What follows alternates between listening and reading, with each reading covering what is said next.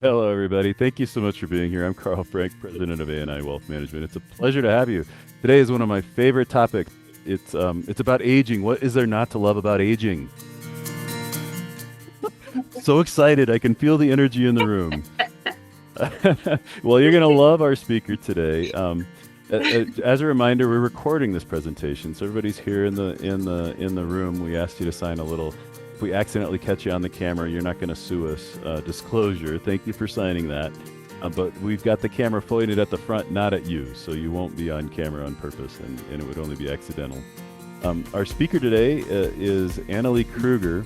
Last year, we had some clients in our office start to lose some of their faculties, and we began started to take this very seriously at our firm, and we realized, oh my gosh, this is outside of what we do for a living. This is beyond our capacity. We need to get better at this. And coincidentally, I ran into Annalee, who was teaching a whole group of some of the best financial planners in the country at a retreat, and quickly just latched onto her and learned that she was teaching a class, 10-week program, which I joined as soon as it started up. And so I took a 10-week certification program on aging plans. And so we have these for you. And so that's our offer for all of our clients. And you in the room and on the Zoom get the first peek at it. And this is going to be an initiative for us, for all of our clients, regardless of what stage or age we are in life, to make these things available to you. Annalee is one of the leading experts in the country about this. Annalee has been doing this for over 28 years. And even though she promises me she's only 29, I think she's better at the healthcare than she is at the math. In fact, I know she is. Often we have speakers who come and talk to us, and they're the white coat types that got all the stats and the statistics and stuff like that. Annalee's in the scrubs. Annalee's the one who did this business right out of college, and then ran various facilities for many years before forming her own country.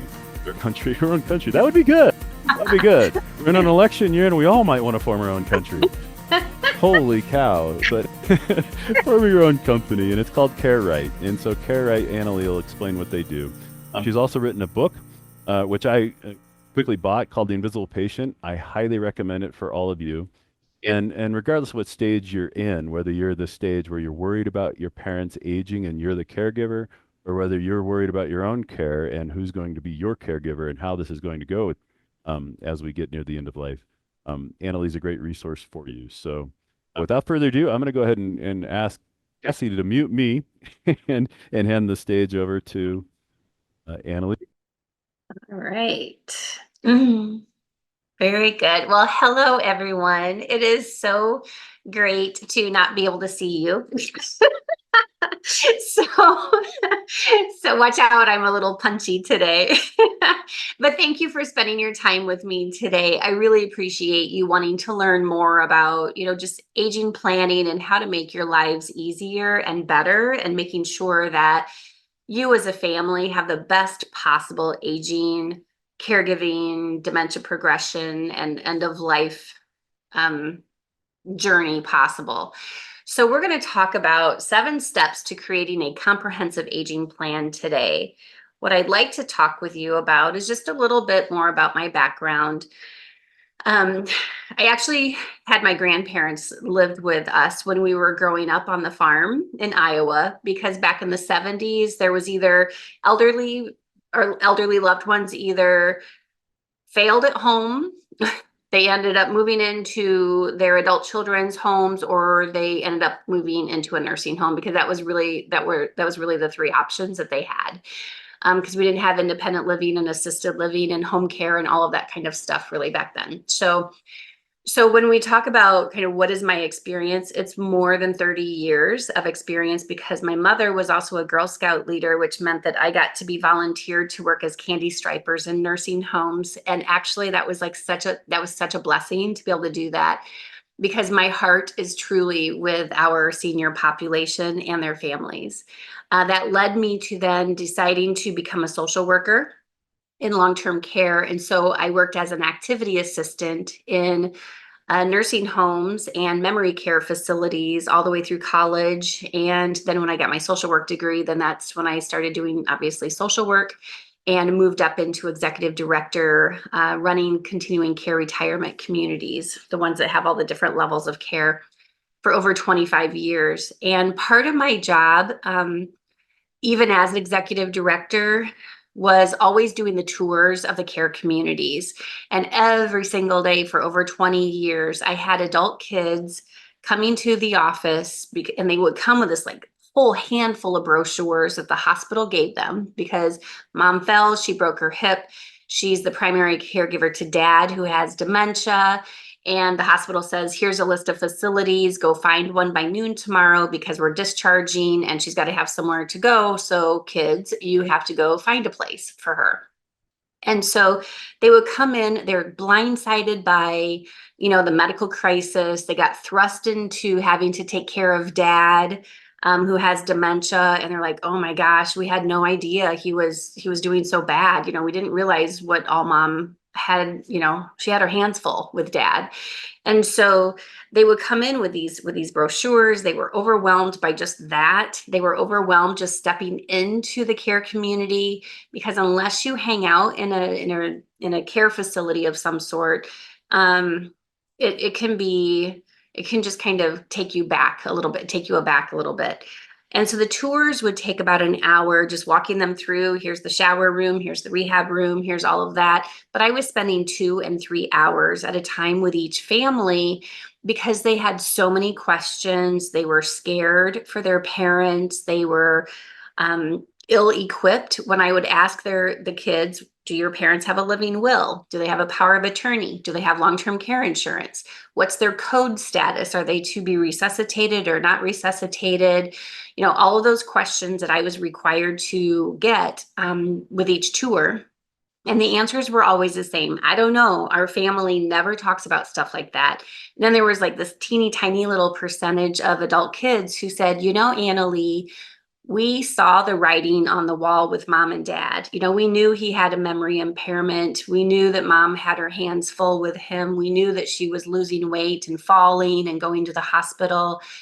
And, we tried to have a conversation with our parents about this whole aging thing, but they gave us so much pushback that we quit trying because now it was starting to harm their relationship.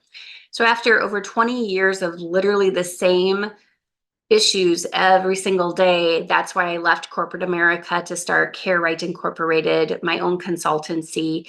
I intentionally went virtual right out of the gate in 2011 because by then families didn't live down the street from each other like they had, a decade or two before that.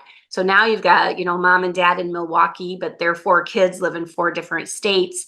And it's just not possible. It's not sustainable for these adult kids to have to keep leaving work and missing out on job opportunities, and getting those relationships at home very dicey because it's like, okay, what, you have to go to Milwaukee again to like help your parents, and so it just isn't sustainable to just keep being willy-nilly. And so I was like, I'm going to start a company and we're going to do proactive aging planning, and we're going to do patient advocacy, and we're going to kind of handhold through this whole aging and dementia progression journey because that's what families need.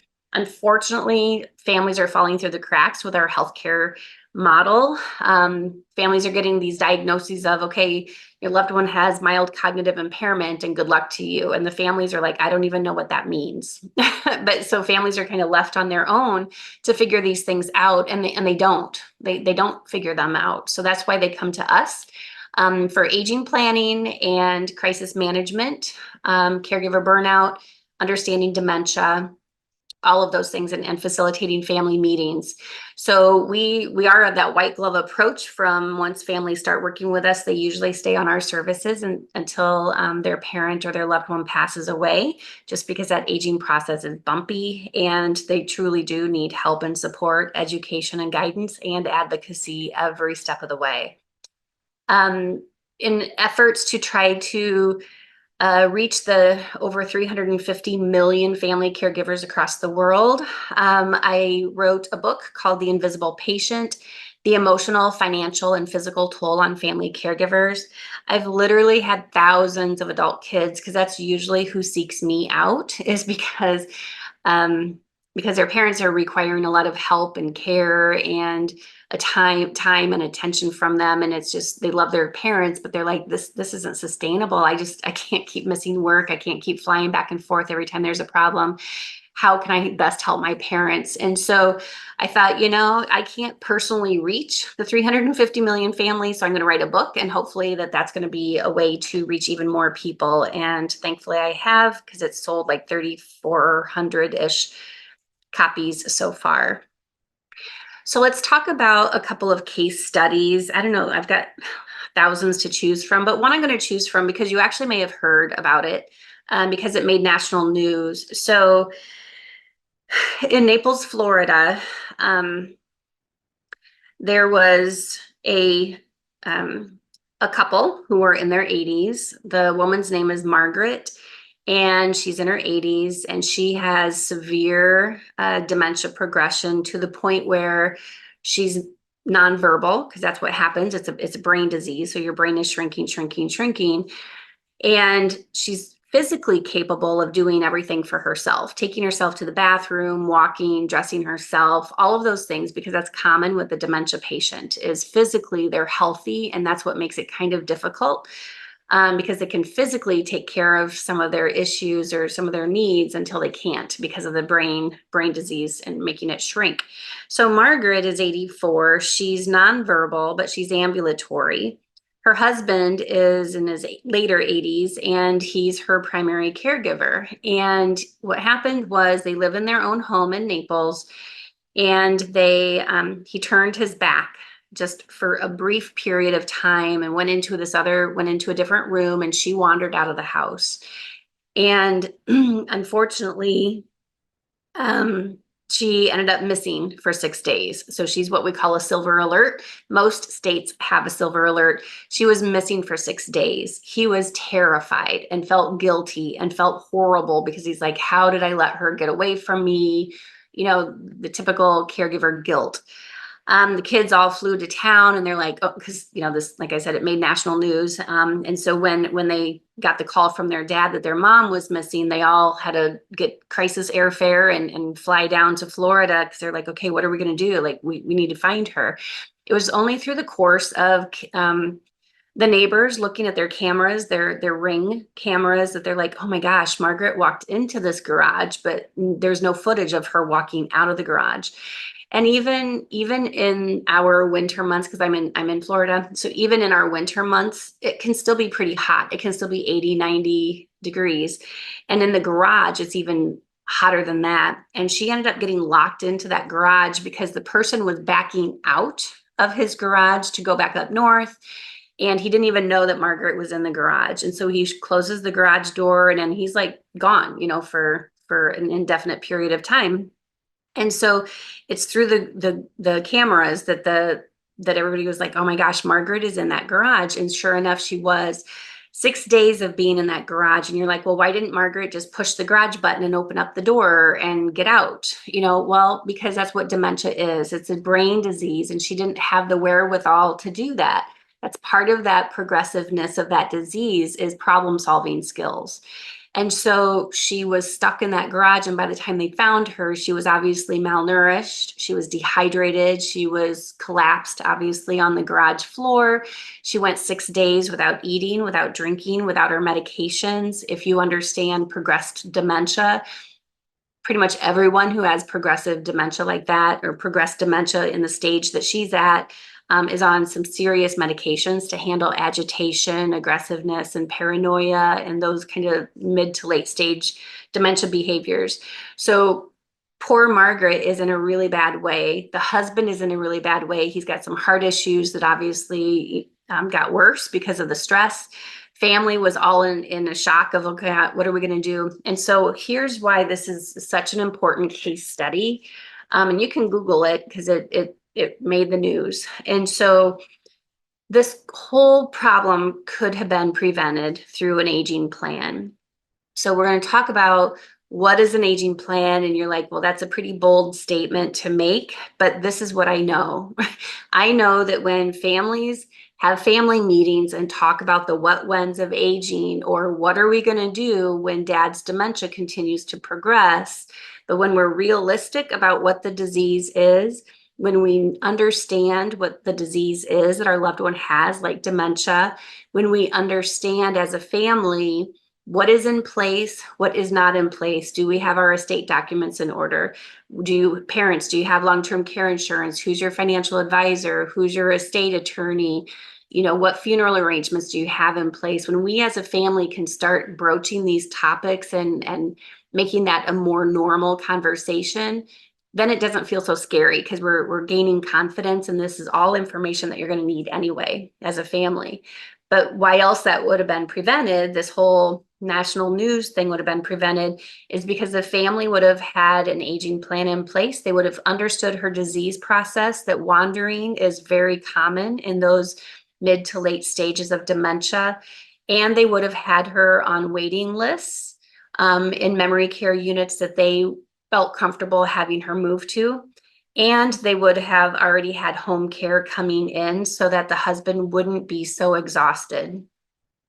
So those are just some ways. And they also would have had their estate documents in order, because unfortunately, when people don't have their estate documents in order and someone has lost capacity, then that's when they end up shelling out about 18 grand in emergency guardianship and conservatorship because they didn't have their estate documents in order.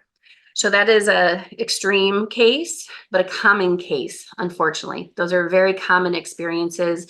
Those are what we call crisis situations, when truly it's a life or death, or fast decisions need to be made quickly, or big decisions need to be made quickly.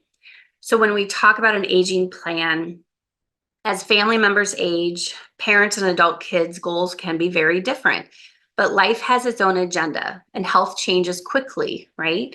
All the people that had major strokes last Thursday didn't wake up thinking, oh, I think I'm going to have a major stroke today, and have my whole family and my whole life and my finances all be kind of in disarray right now, because now we're faced with a major medical crisis.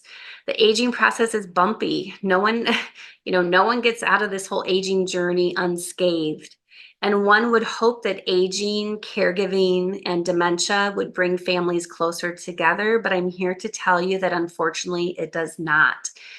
And when we talk about parents and adult kids as goals, when I ask because my client's the whole family. So when I ask the parents, what are your goals as you age? It is always the same for over 30 years. I want to age in place at home, and I don't want to be a burden to my kids. But is almost always the adult kids who are reaching out to us at Care Right because they're concerned, they're worried, they love their parents, but they know that what they're doing as a family is just not sustainable and usually not safe. When I ask the adult kids, what are your goals for your parents? It's always the same. We want our parents to be, I say that because I'm an adult child too. We want our parents to be safe. We want them to be happy. We want our parents to have the best quality of life possible, and certainly the best quality of care possible. So the only way to marry those goals is through putting a plan together. Just like when you think about like what you do with Carl and his company, you have financial goals, right? So you've secured Carl's company to do financial planning, and then they stay with you and hold your hand along the way to make sure that you don't go rogue on your financial plan. We do the same thing, except from an aging, caregiving, dementia, care options type of planning. So, oops. Okay. So questions and aging plan answers. And I believe, Carl, you are recording this, right? If not, this would be a good place to start recording it. But you'll also get a copy of these slides, and you can also reach out to Carl, or you can reach out to. I'm recording it. Yep. You are? Okay, because I don't see the recording thing on there, and I'm like, oh my goodness, I hope you forgot, or hope you didn't forget to record it. Okay, cool. So questions and aging plan answers. What happens when a parent needs care? What family members, or which family members, which facilities, what resources are available? So for example, we have clients all across the world. And so, my clients that may be in, Maine or northern Wisconsin, they live in these really small towns, and there's not a lot of care options available. So what is your plan if that's where your parent lives? What resources are available to them? What facilities are available? What if dad needs memory care and he lives in a rural area and they don't even offer memory care where he lives? Where is he going to move? Where is he going to live? If you haven't done the research beforehand on all of those issues or all those care options, then you do have a crisis on your hand. Because again, think about my 20 years of working in a care facility. Every single one of those families was caught off guard. They didn't expect mom to have a broken hip. They didn't realize dad's Parkinson's was a dementing illness and that he was not only going to be a high fall risk, but he's also going to try to wander when he can't walk very well because of the dementia. So these things happen to families all of the time. Even to this day, I've been in business since 2011 with a steadfast mission of trying to reach families proactively. That's why I do all of these types of webinars. That's why I do speaking engagements and wrote my book. I have been trying to reach families ahead of the crisis to say, let's not wait until you're in crisis mode. Let's put a proactive aging plan in place when things are going well versus waiting until there's that fall, there's that stroke, or you as a family is so frustrated with each other that you're at your wit's end. And now you're like, whatever happens, happens. 92% of my clients come to me in total crisis mode and total burnout, total overwhelm. 85% of those families, I'm doing family mediation with them because their relationships are so strained. So that's why I'm like, please don't wait until your family is in that situation. If you are in that situation, join the club because that's where most families find themselves when they decide to seek help and put a plan in place. What financial resources do you have in place to handle that expense? How do you ensure that your loved one is getting the care that they need? Failure to plan causes extreme disruption to both your life and that of your loved ones. And families who understand these things make more informed decisions. So I'm going to give you another quick case study that happened. Several months ago, I did a 30-minute consult because that's really the starting point with this family. There's 4 kids and then the mother and the father. 4 kids live in 4 different states. The closest daughter lives like 4 hours away from their parents in a different state, but they're like both just kind of barely over the state line, but it's 4 hours. They got referred to me by their financial planner, actually. Several months ago, we did the 30-minute consult. Mom is on the Zoom as well. And I'm not kidding, she just looked awful. She looked exhausted. Her color was terrible. She could barely keep her eyes open. I mean, she was just exhausted. So we're talking about this whole aging plan and this is the solution. And like 3 times through that whole 30-minute consult, I'm like, we have to safeguard you as the primary caregiver because you're the glue holding this whole thing together. And we know that the primary caregiver spouse who's over the age of 60 has a 65% mortality rate simply because of caregiver burnout, AKA not having enough supports or a plan in place. And I said, we have to safeguard you as the caregiver because you do not look well. I was like very frank with this family. So the kids were like, well, thanks for your input. We'll just step it up and call her more often. And I'm like, you guys, that is not the solution. That's not going to fix the problem. She needs actual help in the house and you need to put a plan in place because at some point, something's going to happen to your mom and you have no plan in place. Sure enough, they're like, oh, we'll take it from here. Thanks a lot, Annalee, whatever. I'm like, okay. So a few months later on a Saturday morning, the family calls at 7:00 in the morning and no one ever calls me at 7:00 in the morning to have coffee with me. So I knew something horrible had happened. Sure enough, the kids hadn't heard from mom for a few days. And so they're starting to text each other and they're like, hey, mom never got back to me. What about you? And they're like, no, I thought she talked to you. And so long story short, the closest daughter, like I said, is like 4 hours away. And she's like, well, I'm going to just hop in the car and go see them and see what's going on. Look, to her shock and dismay, she goes up to the house and rings the doorbell because not everybody just walks into their parents' house, And the dad answers the door. He didn't recognize his daughter because he has dementia. And so it took her, she said, like 15 minutes to even convince him that I'm your daughter. Please let me in. I'm concerned. He's all disheveled. He hadn't shaved. He's got body odor. There is like a tremendous odor coming from the house. And she's just like, oh my gosh, what is happening here? She finally convinces him that I'm your daughter. Let me in. I'm here to help you and see what's going on.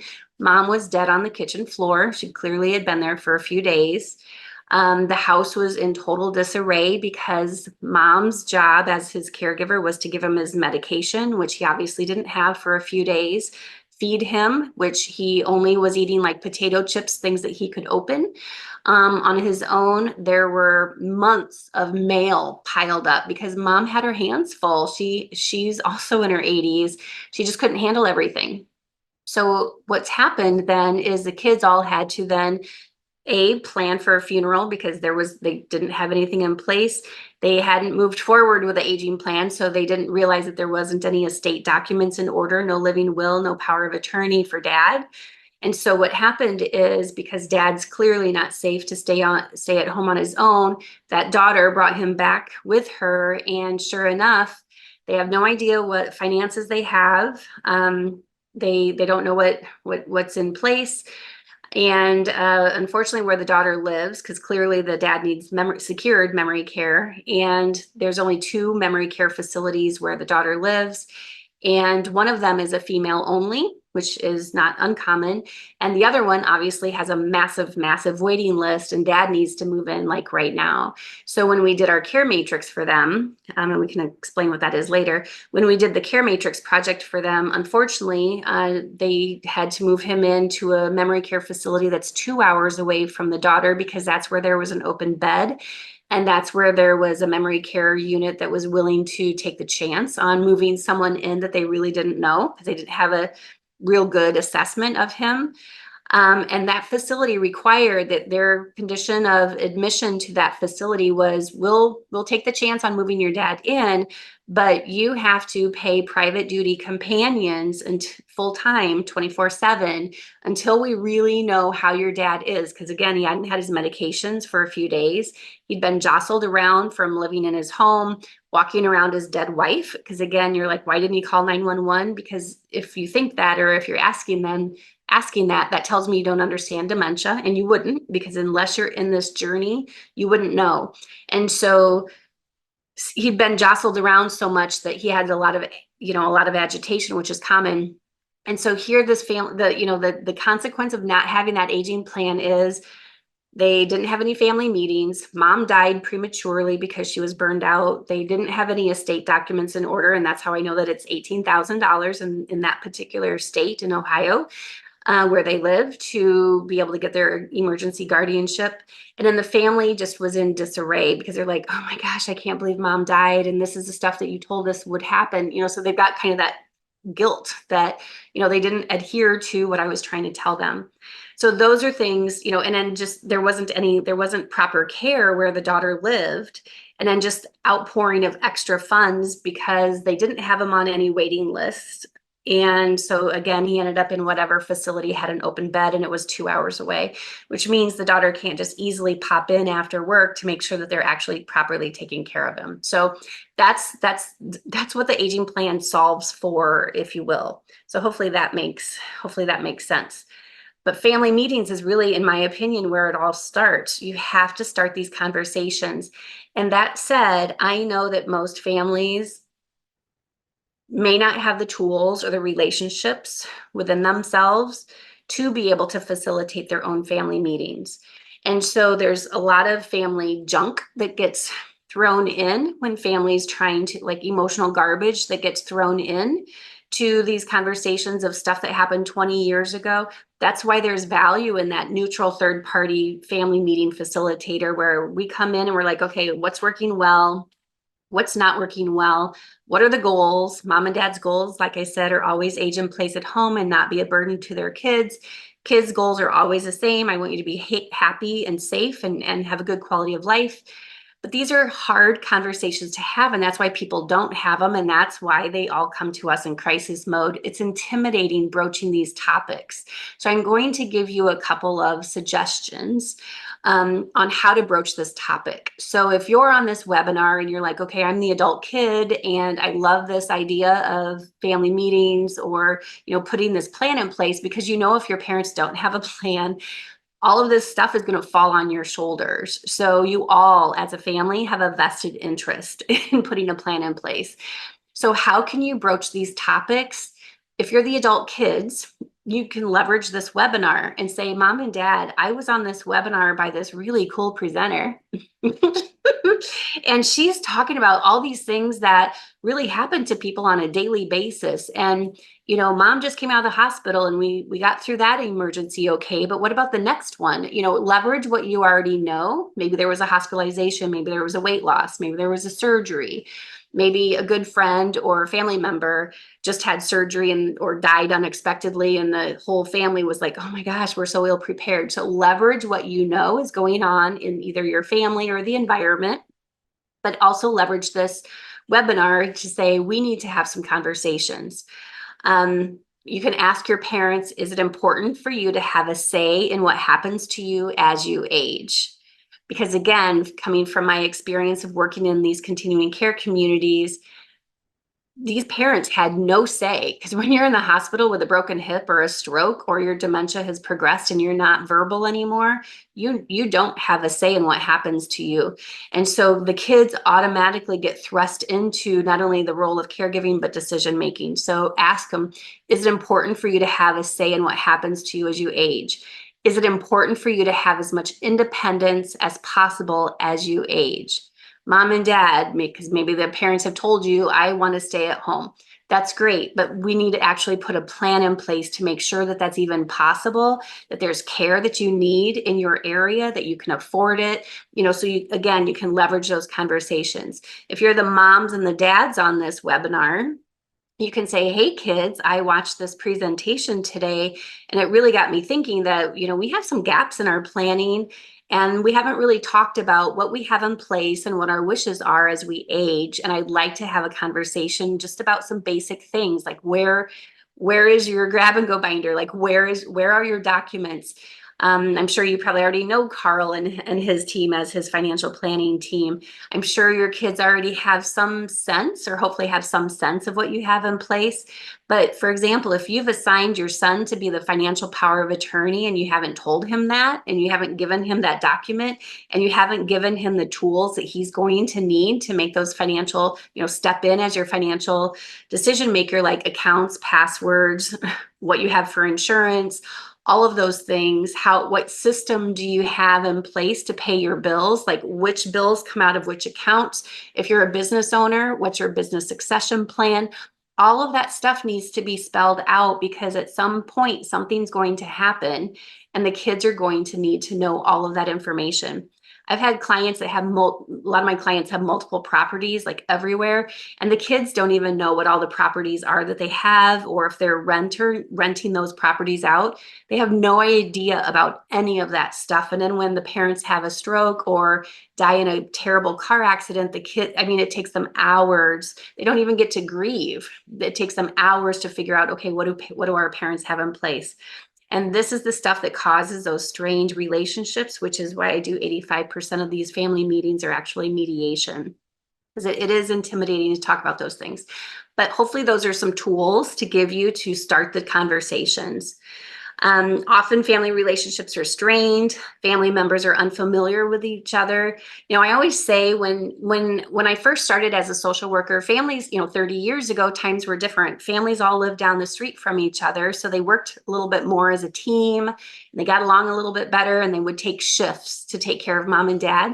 But when families and kids started moving away from each other, and you got mom and dad in Tucson, Arizona, and there are 4 kids in 4 different states, or you got blended families, things can get pretty dicey pretty quickly. And if you haven't invested your time, energy, efforts, and resources in maintaining relationships with each other as you started moving away, then when you get that crisis call that mom had a stroke or dad wandered out of the house, and he's missing, you lose time because now you have to get reacquainted as siblings and then be like, okay, now what are we going to do? What do they have in order? Well, I don't know because we've never talked about it. Many families assume that a particular child and or spouse will take care of the aging parent when the need arises. So, well, you're the oldest daughter or you're the nurse of the family. So, of course, you're going to work your 12-hour shifts at the hospital and then come over to our house and help us until you go to bed. So there's a lot of assumptions that aren't spoken. And so again, this is why it's important to have a family meeting. What are you expecting of us? And they may say, I don't expect you to take care of me. I don't want you to take care of me. I don't want you to be a burden on me. But again, 58% of adult kids get thrust into the role of family caregiving without ever having any family meetings or putting a plan in place. So all of these issues and more, there's like 20 bullet points when we go through an aging plan, because that's the amount of stuff that families need to understand. I want to just touch on dementia. So over on the left-hand side is our brains. Like, great, this is a lunch and learn. You're going to talk about brains and gray matter. And yes, I am. So why I bring this up is because so many of our clients have dementia of some sort. There's hundreds of different kinds of dementia. There's dementing illnesses like Parkinson's and strokes and all of those kind of diseases. And conditions can cause dementia as well. So people get kind of a double or triple whammy as well. So the brain is our control center of our whole body. It tells us when we're hungry. It gives us our depth perception and how we can see. It gives us our ability to process our environment, to verbalize our wants and needs, how to walk if we're hungry, if we have to go to the bathroom, if we're constipated. It tells us everything. It's our control center. So that top picture is a normal, healthy brain. But when you talk about, when I keep saying the brain is shrinking, that's the picture of an Alzheimer's disease brain.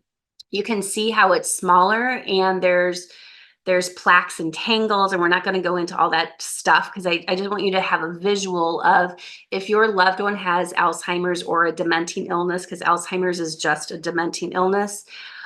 This is what is going on in their brain. It's shrinking. So their behaviors that they have, the changes in their mood, their behavior, their personality, their safety awareness, their attention span, their ability to make smart decisions or make wise decisions, they get scammed. All of those things are because they have a brain disease, and they're not just being difficult on purpose. They're not getting their days and nights mixed up on purpose because they want to annoy you. They're not asking you the same thing 30 times a day because they want to annoy you. It's a brain disease. It's shrinking. So it's all unintentional, but it's hard as a family caregiver to be like, to keep your cool, right? Because you're like, oh my gosh, you just asked me that 16 times in the last 3 hours. So that's why we do so much family caregiver coaching and education, so that you can be better equipped to manage the changes that are coming down the pike if your loved one is aging or has any kind of chronic disease. Dementia, what families don't seem to realize is it can be an almost 3-decade disease, because oftentimes by the time the family realizes that there are some issues, significant issues, they can't ignore it anymore. Well, mom was always a little forgetful, or mom was always a little scatterbrained, or whatever. But it's usually when they're well into the disease, several years into the disease, when the signs are so apparent that you just simply can't ignore them anymore, or it's causing harm or disruption to their day or safety issues. That seems to be what gets family members' attention enough to the point where they're willing to then talk to the doctor and say, look, this is what's happening. And then that's when they get tested. But by then, they are well into the disease, and usually well into the middle stages where they're wandering, they're agitated, they might be refusing showers and medications and baths, and tearful and anxious and crying and all those types of things. And that's all in that mid stage of dementia. So eventually, because it's a brain disease and it will continue to shrink, they will eventually need 24/7 care and supervision. And that's where things can get very difficult, because it's also very expensive. And family, caregiving, before I head into this, caregiving to a loved one who has like a broken hip and is going to be recovered, hopefully in the next 4 to 6 weeks. that's a different type of caregiving than someone who is in the throes of dementia, where it's going to be almost a 3-decade-long disease potentially, where they require 24/7. Every single spouse I have on my services is, and I can vouch for this because my mom, I was her primary caregiver as well. She had mild cognitive impairment. She had her days and nights mixed up. I mean, you absolutely do not get proper sleep, proper rest, and then that affects everything else about your day, your relationships, your business. Everything is affected because it is such a long disease. So understand your care options. Understand what current and future care options are available for your loved ones so that you can make informed decisions. For example, here in the Naples market, well, everywhere actually, there's such a shortage of healthcare workers that these home care companies won't take you on as a client unless you want a 12-hour shift. And you might not need a 12-hour shift, but that's what home care, that's what the companions are willing to do because they make extra money and they want to have a longer shift instead of a 4 or 6-hour shift. A lot of the home care companies across the country are partnering for the first time, partnering to say, look, we've got someone who needs 24/7. We don't 24/7 live-in care or 24/7 care. We don't have the staff to be able to do that. Can we partner and like share the client? This is the stuff that you guys need to know so that you can make informed decisions. Just like the family I talked about that they didn't want to do the aging plan when they could have, and the family had no idea that the caregiver was so burned out. They had no idea about care options. They didn't realize that their parents didn't have anything in order. So it was an expensive lesson all the way around and a harmful lesson because their dad really could have been hurt. You need to understand the care levels, the healthcare jargon, and the need for advocacy is vital. These are things that we educate you as a family on during the family meetings as we're building out your aging plan so that you can make smart decisions. And you have to know Medicare and Medicaid do not pay for this stuff. This, like all this 24/7 care, all this stuff is out of pocket or long-term care insurance or VA benefits. Options that can be considered if you're going to try to embark on this on your own is there's companion care, there's adult daycare, there's different technology solutions, there's moving in with a family, but that's a whole nother webinar. That is a whole nother webinar. There is a lot to consider before you take someone into your home.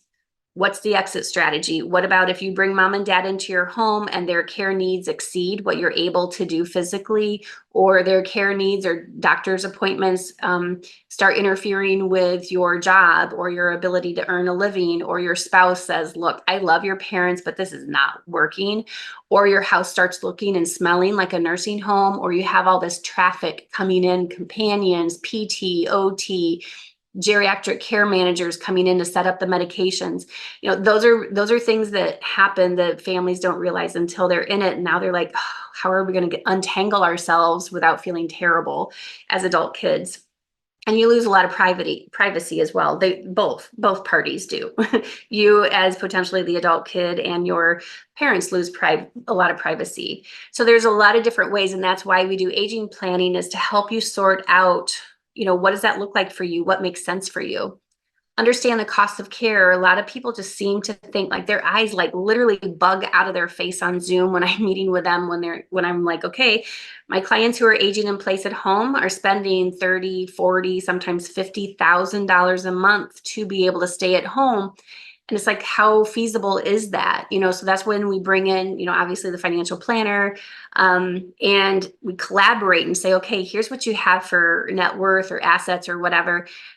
If your goal is to age in place at home, your financial planner can stress test your finances to say, okay, well, you know, you can stay at home for 4 months, but then, you know, then what are you going to do? Because you don't want to, you know, this is what I always tell families: the decisions, your care decisions you make today will likely jeopardize or at least impact your care options later.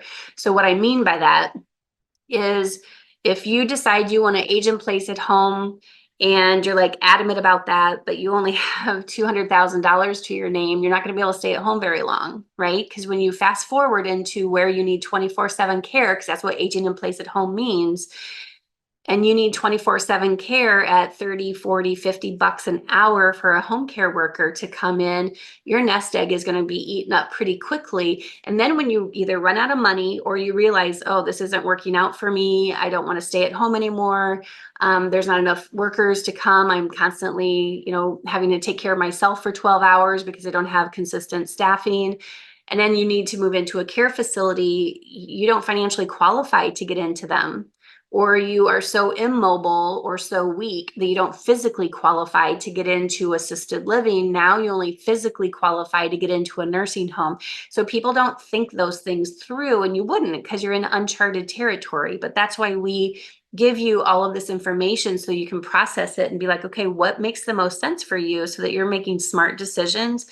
Unfortunately, families try to do all of this on their own, and then they hire us, and then we have to try to undo what they did. And sometimes we just can't do that. The damage is already done. So if you want the best options for yourselves as a family and to get along through the aging journey, you have to plan for that.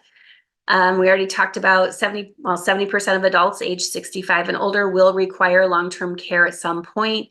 Average length of stay in long-term care is 3.2 years. I know that that's what the studies say, but I'm here to tell you, like in the real world, I have clients that have been in facilities for years. So I know that 3-year thing is always out there for these studies, but for people who actually work in the real world, it can be longer than that. So you have to plan for that because care is not cheap. Understand the importance of self-care, preventing caregiver burnout. Adult kids and spouses are often thrust into the role of caregiving without ever having a plan. And the sad thing is that not everybody is wired to be a caregiver. Not everybody is patient or calm or wants to be a caregiver. Not every family has the relationships to be able to be a caregiver. What if your parents weren't the best parents to you, and now they're expecting, or you feel like you have to step in and take care of them? So there's those family dynamics and feelings get in the way, right? Or it's just not feasibly possible. If mom lives in Tucson, Arizona, your dad lives in Florida, and you live in New York, how are you going to split your time? And then you're married, so now you got the in-laws too, and you got blended families. It's just impossible. So you're just going to end up burning yourself out. And so I always ask families, how do you want to spend the remaining years of your parents' lives? Angry, burned out, resentful, gritting your teeth every time the phone rings because now they need something? Or if you're already the care coordinator for your parents and you're supposed to meet with this like big client, but you're like, mom has another doctor's appointment that I have to take her to. So there's this angst that always happens when you don't have enough supports in place and you don't have a plan in place. And that's where those family relationships can really go sideways. I want to be careful on time because time always goes really fast. And I always feel kind of sort of bad that I throw all of this information out to people. And then I'm like, okay, good luck. But just know that my contact information is at the end of this, and Carl can absolutely get you connected as well. So just going through this really quickly. Oops. Okay, well, you can see the triangle because I think this is a pretty good graphic of these are warning flags that, the warning flags have always been there, but the families ignore it or they're not local. So they can't just easily check in on mom and dad. And so, around holiday times, we always are bombarded with even more calls because the kids came home for, their Christmas get together and they're like, oh my gosh, dad's lost 20 pounds and mom didn't know who I was. And like, they're always just blindsided. But these are things that we see every single day. And so that's why I try to educate you that things are probably not going as well at your parents' house as you might want to think. Or if you're the mom and dad, if you're the Ethel and Marvin on this webinar, it's helpful to have some open dialogue with your kids and say, look, you guys, I don't want you to be blindsided, but like dad's Parkinson's is worse. He's falling, or dad's refusing to take his medicine, or I can't get him bathed, or he's starting to hit me or kick me or bite me when I try to take care of him, because that's common. So, every week I literally have adult kids say, I'm kind of resentful of my parents, and my mom, if she's the primary caregiver, because, here we are, we didn't know things were so bad because she never told us. And so when there's that crisis of the caregiver taking ill or whatever, that's when the kids are finding out how bad things really were. And they're resentful of that. They're like, I wish we would have known, because we would have stepped up, or we would have helped them more had we known that they were really struggling like that. So there's always these red flags, the weight loss, the forgetfulness, the losing of the keys, getting lost driving. And then here, in this orange area, is where these are just examples, but in the orange area, falls, ER visits, wandering, sundowning, more oversight is necessary. You're starting to see some caregiver fatigue with whomever it is that's the primary caregiver.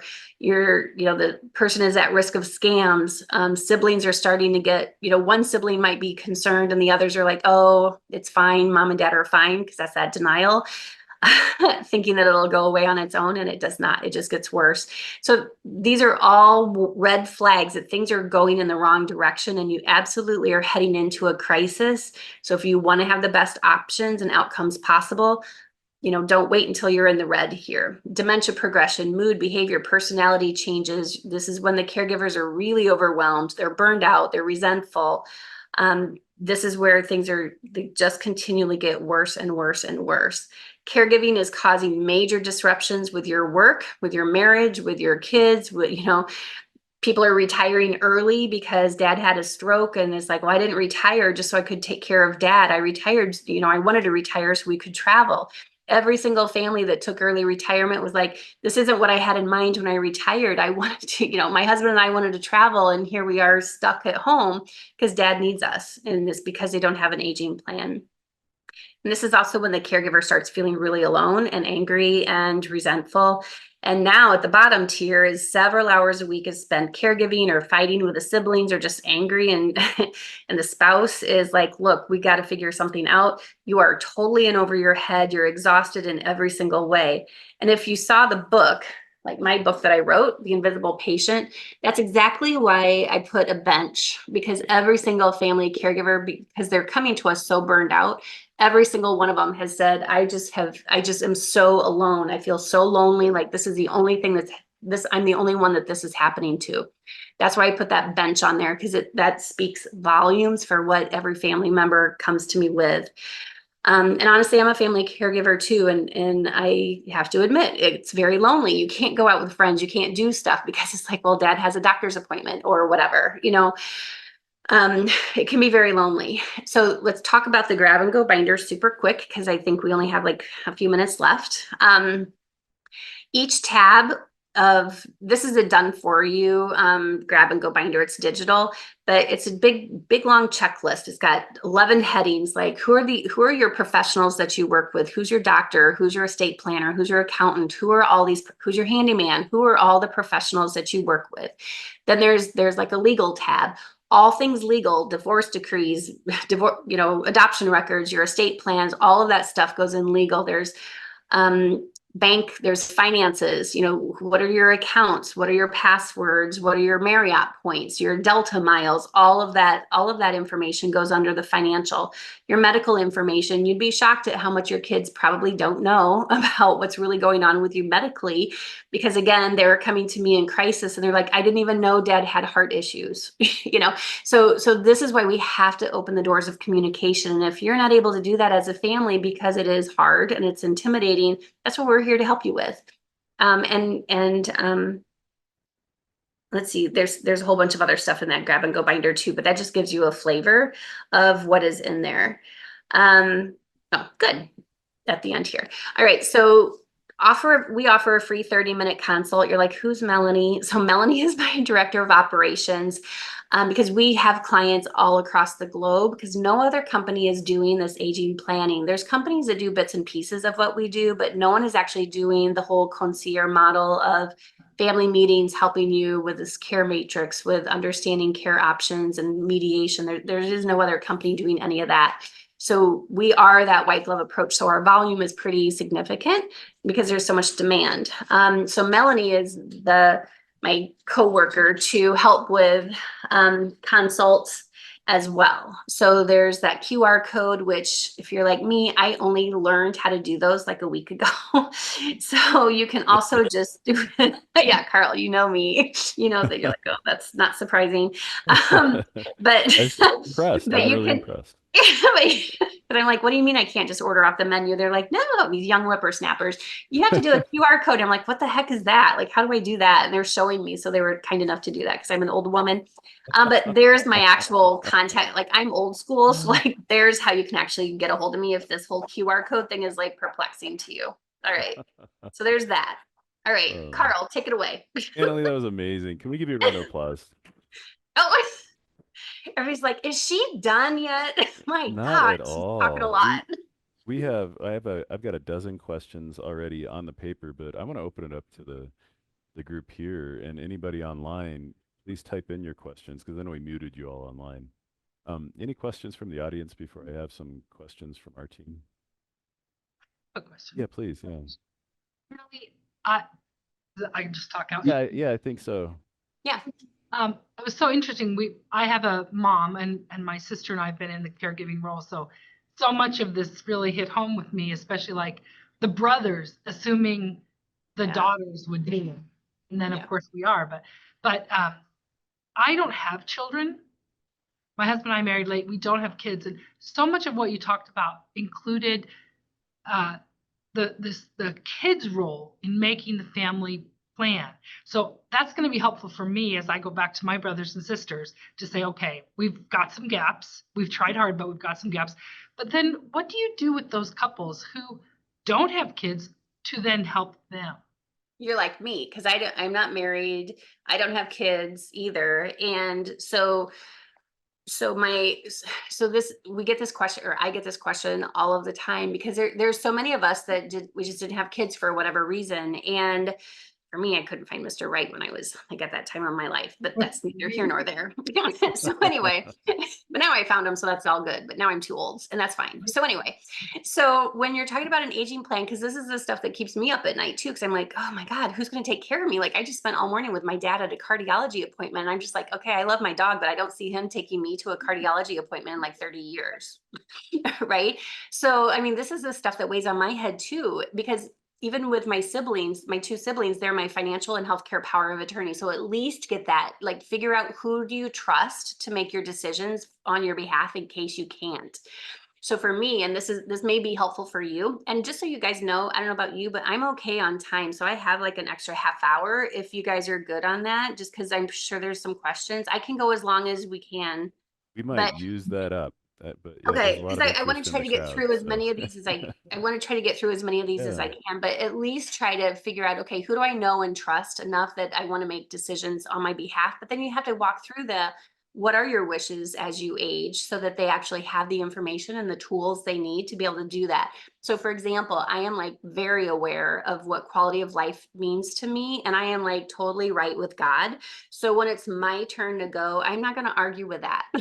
So I have like 2 pages in my healthcare proxy and my healthcare power of attorney. I have 2 pages of explicit directions, like under no circumstance ever ventilate me. Don't ever put a feeding tube in me anywhere, like nasal or through this, So I have like 2 pages of that because I've spent my whole career in nursing homes, ICU units, people with Parkinson's, people that have feeding tubes and they regret doing that, or on dialysis. So I am very clear for me, and everybody's wishes are their own, right? But for me, if you don't have things documented and spelled out and communicated, you're doing your family a disservice and yourself a disservice. Okay. So at least get your estate documents in order. There are, if any of you are looking for business opportunities, there's really going to be a big demand, because there already is, for like professional guardianships and professional power of attorney. Even here in Florida, there's been a massive shortfall of professional guardians for years. And now it's even worse because we're having like hundreds of thousands of people moving to Florida every month. And we just don't have the infrastructure for that.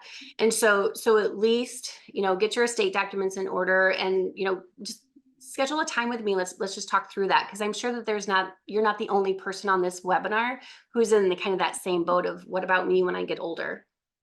Right. Okay. Next. Go ahead. I'm single. My family loves me dearly. They live out of state. I have no children. I have a lot of my stuff in place.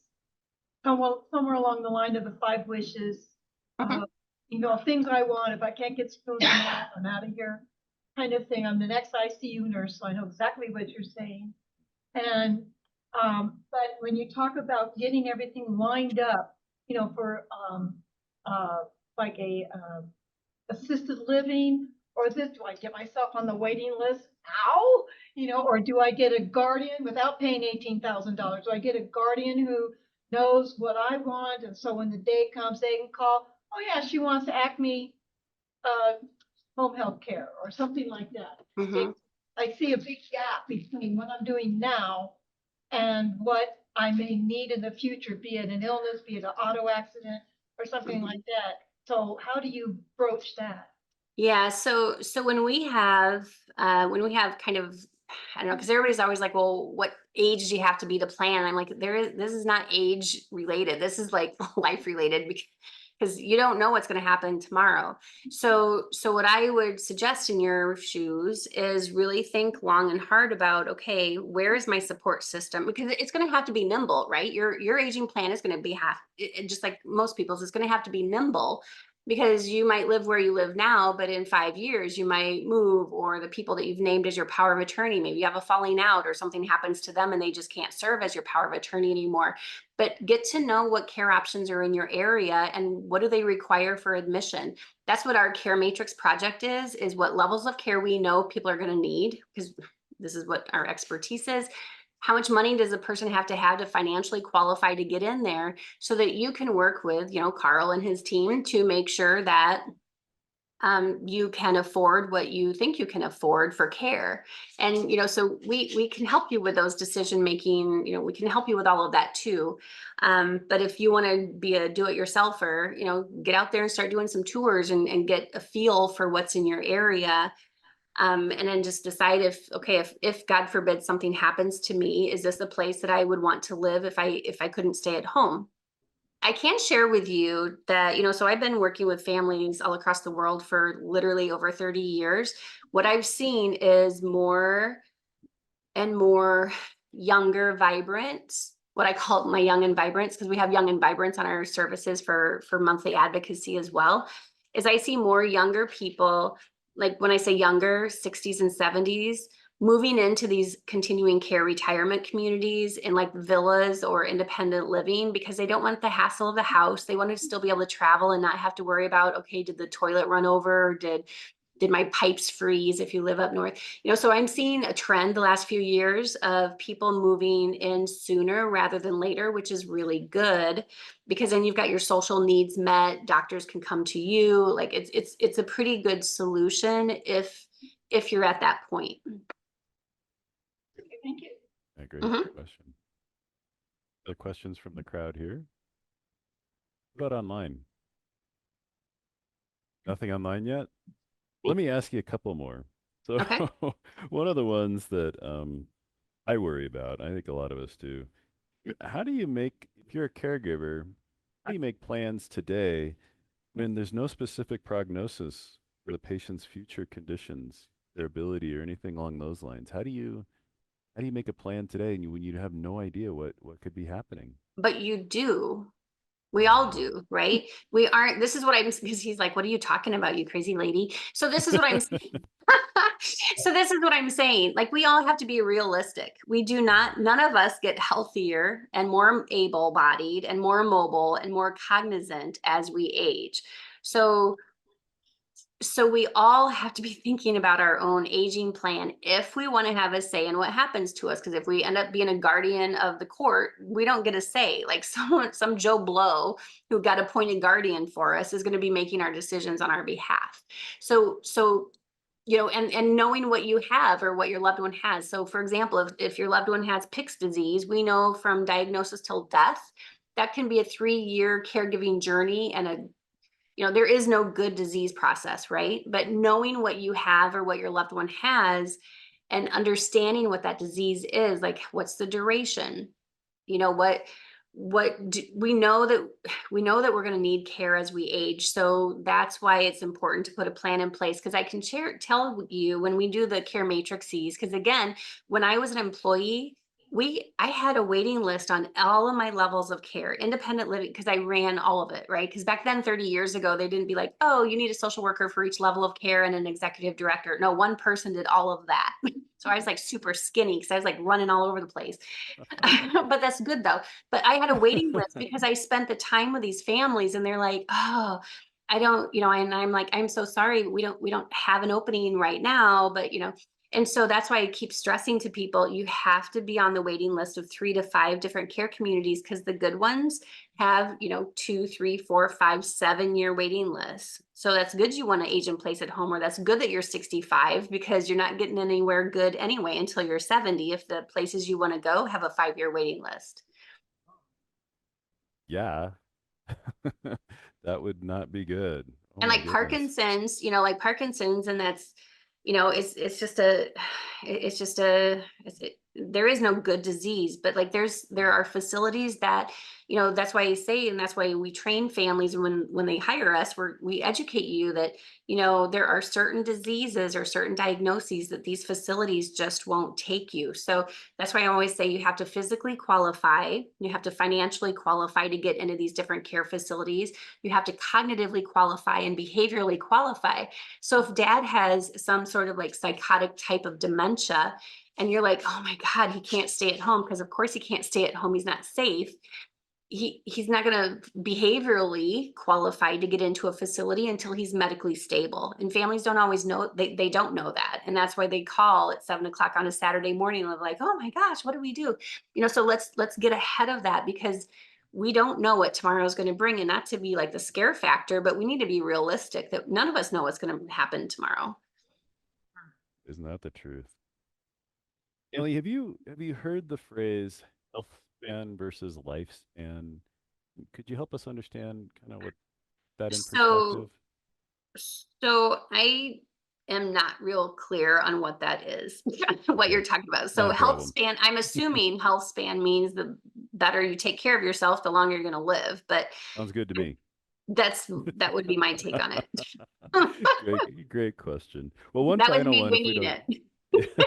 if we don't have any other questions from anybody online, please go ahead and type it in.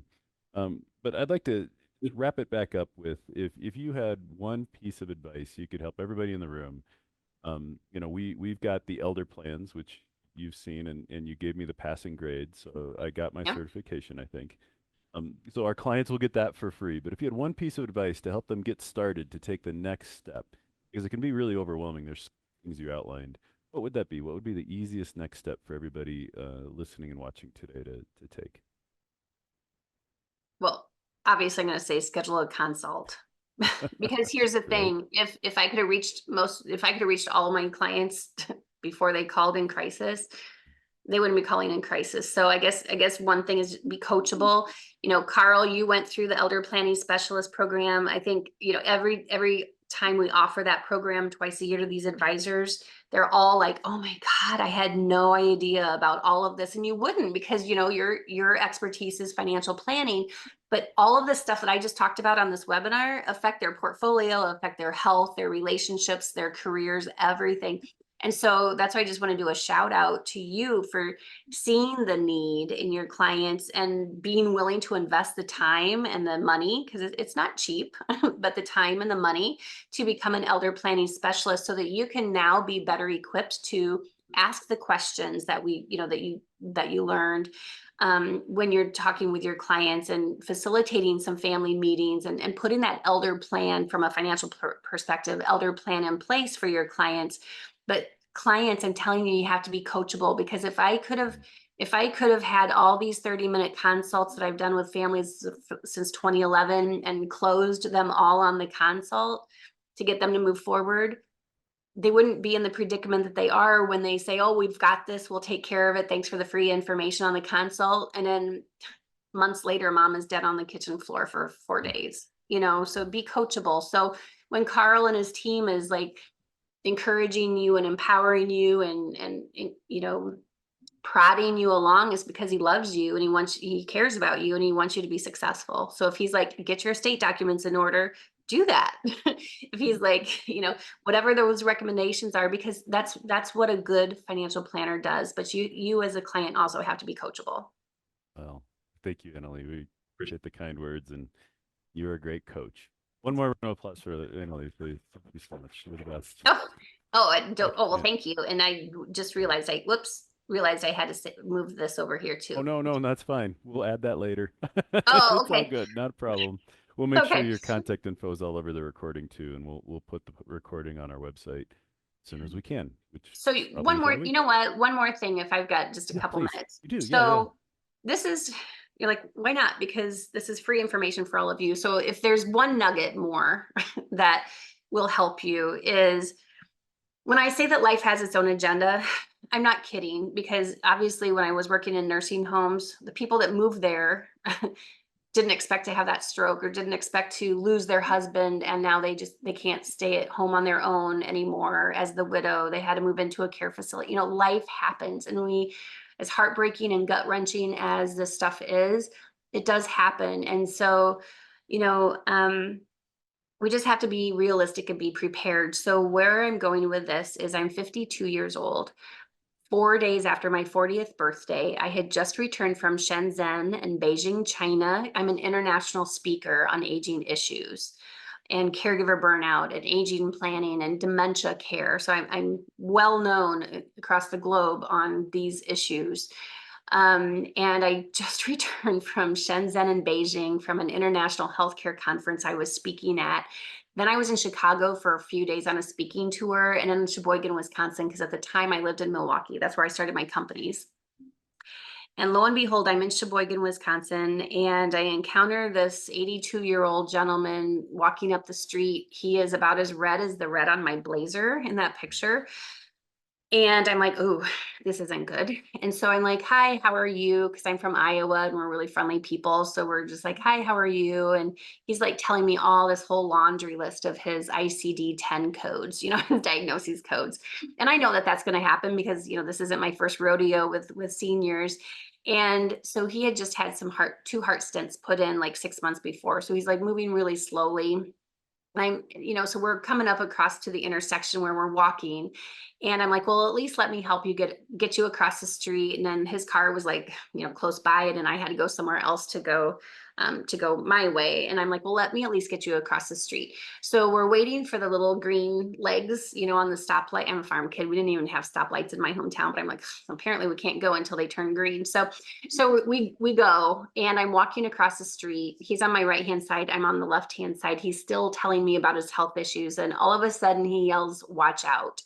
And the next thing I know, I'm getting up off the street. At the time, I carry this really super big backpack, which is a good thing. And I carry way too much. I almost said crap. Well, I did say crap. I carry way too much stuff in my backpack. But the good thing is, when he yelled, watch out, and the next thing I know, I'm getting up off the street. What happened was this school bus driver was distracted by the kids on the school bus. She blew through a 4-corner stop. So instead of looking through the windshield when she was driving, she was looking up in that mirror because she was yelling at the kids to be like, settle down. And so she blew through the 4-corner stop. She didn't apply the brakes until she saw my face break the headlight of the school bus, and it hit me on my left-hand side. And so my whole left-hand side of my face and ribs were all crushed. And so I flew 15 feet, and I get up and I'm like, oh my gosh, what just happened here? And I'm starting to walk. And I'm like, oh my gosh, all this broken glass is all over the street. And I'm just like, what the heck? This wasn't just here. Like, what is going on? So then I look up even further, and the bus is parked all crooked across the street, because when she hit me, she slammed on the brakes. And this was over the noon hour in Sheboygan, and all these on the main street, and all these people were like rushing out of the stores on Main Street. And they're like, oh my God, I can't believe you just got up. You just got hit by a school bus and you flew 15 feet and we've never seen anything like it. And I'm like, oh, now this is all adding up. Like, why? What's happened here? And so like I said, I've spent my entire career working in healthcare and crisis management. And because life happens, and that's why people end up in the hospitals, and life just happens. And so I practice what I preach. I carry my living will. If there's one thing to take away from here, I carry my living will. I carry my healthcare power of attorney. I carry my do not resuscitate in my purse. Thank God I did not lose consciousness, but even if I would have, it was in my bag. I carry that with me. I have a copy of those 3 documents in my glove box because I do not want any life prolonging procedures whatsoever. So it's very important to me to have control and to have say over what happens to me if I'm not able to communicate. And so my point is that if I would have known on May 3rd, 2012, that I was going to get hit in the face and in a body by a school bus driver and be laid up for almost a year and have multiple facial reconstruction surgeries and have to live with my parents who then had to step in as my caregivers, I certainly wouldn't have just had a peanut butter and jelly sandwich for breakfast that morning because that was my last solid food for about 10 months. Oh, So that's the other takeaway is don't be afraid to eat good food anytime of day. All right. So on that note, any other Great questions? advice. Any other questions? Was this uh, helpful? Very helpful. Yeah. Yeah. Nobody fell asleep? Yeah. Okay, good. Oh, not at all. No, we're actively engaged. We're ready to take the next step. What, time for one more? Okay. What, just something you said, and this is, I'd love to have you comment on this. You said to start kind of shopping around, going to look at places, to look at care centers. I was advised by an elder lawyer that you don't do that until you're ready because they're so eager to sell a bed that you'll get on every call list, you'll be heavily marketed to, and that the salespeople there are getting a commission from placing you. Correct. Okay. Those beds are in high demand, and so if you don't, so his advice was you don't do it till you're ready, and you go through a broker who would advocate for you instead of going on your own to all these facilities where all they want to do is sell you the bed. So I'm sorry you had such a great end, but I'd love to have your comment on that because I think it would relate to what the other woman asked too. No, I think this is a really good question. So I could not disagree more. Because again, and this is why we use a collaborative team approach of professionals, because that professional must have some experience, obviously, about that. And they're not wrong. I hate it when people say that. They are correct that depending on if you go through like placement companies, like we've all heard of A Place for Mom and Care Patrol, and those I will be the first to admit, and there's even a whole section of that in my book about how I do not like that business model, because that is exactly what happens to you if you go through those placement companies. And consumers like that because it's free and people like free stuff. Well, you know what? You get what you get. And so when they go through those placement companies and be like, hey, I want to start looking, I want to look at assisted living or whatever, they absolutely sell your list. They sell you, you will have nonstop phone calls and emails because they absolutely sell your list. But if you go in to the care community and say, they all have activities there. They all have, speaking engagements or events because they want to bring people in from the community to like start doing the tours and look around. And so he or she is right that if you do the tours on your own, they will likely hound you. But the good side of that is it worth being inconvenienced by extra phone calls and stuff, but at least being on the waiting list so that if you need to move there, you're already on the waiting list. Now, what we do with Care Right, we do that Care Matrix project so that you're not out just blindly touring facilities that you don't financially qualify to get into, or their care model is you had to move in at the early stage, in the independent living level of care where people are trying to get in at assisted living or memory care. And they're like, no, that's not our business model. So like our Care Matrix working with us saves you the time and money from just blindly and randomly touring places. But some people still want to just do their own tours and at least get a sense of, okay, what is it really like to do the tour here? And would I, am I prepared that if I couldn't stay at home, that this is a place that I would want to live? And they are absolutely right. That's why we are a tour coach for our clients, because the admissions people will absolutely tell you what you want to hear to make that sale, because that is how they do get compensated, by filling the bed. So that's why we work as your tour coach and your tour advocate. Example, because we do all virtual work, right? And so it didn't take the pandemic to be like, oh, we got to go virtual. We're already virtual. So we've been doing virtual tours with families since I started my company. Because that's one of the reasons I started my company, is because families weren't touring until they were in crisis. And then you get what you get for open beds. Kind of like the example I gave you with the husband who lost his wife, who was dead on the kitchen floor. He got whatever facility had an open bed, and it's 2 hours away from his daughter, who could have been his advocate. So anyway, we do that tour coaching for you so that you don't get swayed by misinformation. I've had admissions people tell me we were touring a memory care, a virtual memory. I was virtually touring with them, a memory care unit, and the admissions person, because remember, I used to do admissions before I was an executive director, and so tours, and so this admissions person said, well, because I asked her, well, what sets you apart? And she goes, well, we train our staff in dementia care. And the family's like, wow, that's great. And I'm like, oh my God. And she goes, and we pay our staff for training. And the family is just like, they're like, oh my God, that's just great.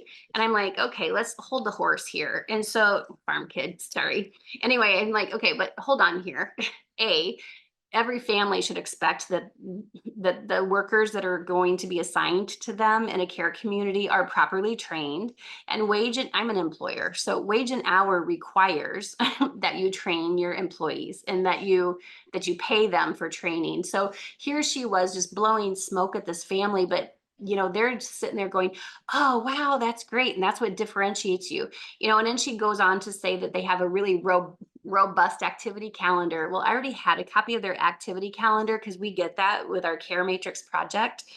And so I'm like pulling it up, and I'm like, there's nothing on here that is out of the ordinary for any care community. They all have a variation of the same type of activity programming, right?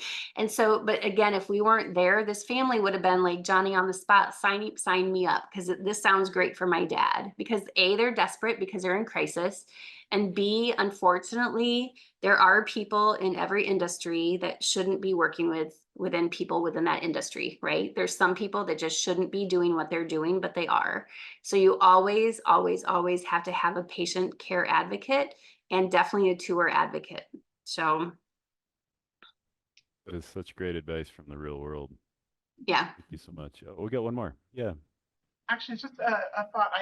I'm in a little bit different life stage where my son is in college, my daughter's heading to college. And one thing that might cross over is they will set up a separate email address for their college applications, because they get flooded, and they get hounded, and they get recruited, and they get all the mail and postcards. Maybe, there's an idea there to kind of silo off your regular personal email from your touring, or your touring and viewing email, or maybe it's a family email that everyone can see, just to kind of, I don't know, stop the barrage. Nothing will change for phone calls, but no, that's a really good idea. Probably like most of us, we all have multiple emails. So like when I get Sam's Club's email or Kohl's, it's not coming to, my main email. That's just is kind of where all that spammy stuff goes. So you could absolutely set up a like careoptions@gmail.com or whatever. And then that's where all of that stuff goes. So it's all under one email. And then you can sift through it if you need to, or forward it on to other siblings or parents or whatever. But that's just a good rule of thumb in most cases anyway, to have all that separate stuff come to a different email. Annalee, thank you again so much. This was wonderful. Yeah, you're welcome. Looking forward to It's good to see you too. soon. Yeah. All right. Thanks, everybody. Okay. Take care. All right. Thank you, everybody. Have a All right. great day.